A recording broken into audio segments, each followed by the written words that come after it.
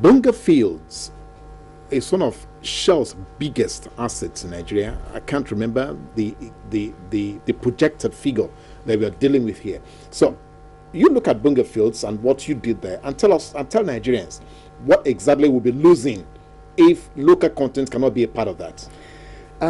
My part of the work is because the oil industry value chain is very complicated. You need all kinds of specialist technologies and things like that. So my part of what I did, while I worked in Shell in SNEPCO, had to do with GIS, actually Geographic Information Systems. Thank you. And then remote sensing.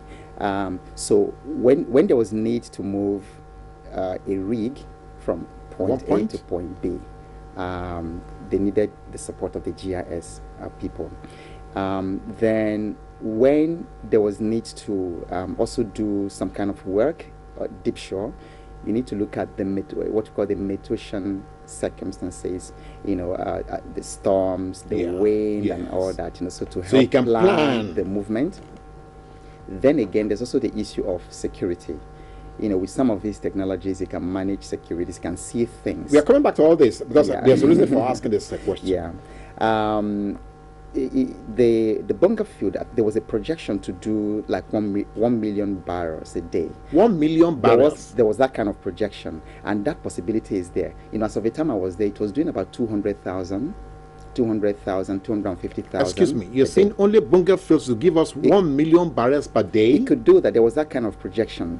It could do that. We can expand to that capacity. We're not there yet, but we were doing like 200. But it's possible. But it's possible. But now this is not possible. Operating in the kind of environment that we are now, at this time, is quite a challenge. Now that is why I come back to the GIS. Why have we not deployed your experience, for instance, to use GIS to look at what Boko Haram is doing, to look at security problems, pipeline vandalization? Are we saying we are not conscious or aware of the fact that we can deploy that technology to do what we need to do? So I come back to what I have said before. Because if I bring my system, I'll show you a proposal I made to the government long before this thing started. For instance, you can actually stay right here and have clear, it's a kind of a kind of command and control system. System. You can deploy some some sort of remote sensing instruments, gadgets in different places. There are some you even mount on a balloon. It can be over this lagoon in Lagos, for instance, and it will show you what's happening everywhere. Traffic and it's got the resolution is unbelievable. I mean, some of them can pick up your name tag from up there. You can actually sit there, and then all the governor or the chief or commissioner of police or the security officer, they just need to be in a room and watch, and they can see what's going on. Because in one of the companies I worked for, we actually did that. I don't want to mention the details, but the situation was we lost in that company. We lost a helicopter. They went to do medical evacuation, and then so a pilot and a nurse. Then they didn't come back.